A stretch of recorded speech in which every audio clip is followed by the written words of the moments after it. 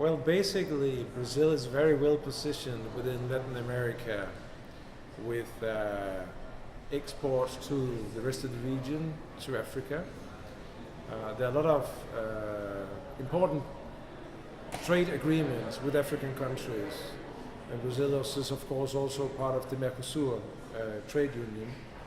And these trade channels give Brazil an opportunity as an export platform for Latin America and for Africa, which I think should be considered more.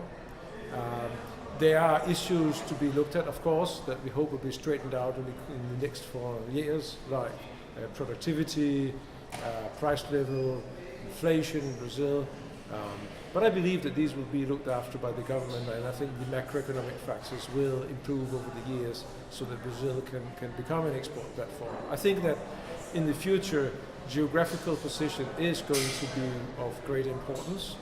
We see competition on sea freight going up. We see the cost for sea freight and thus the distance, for instance, from Asia to these countries is going to be more important.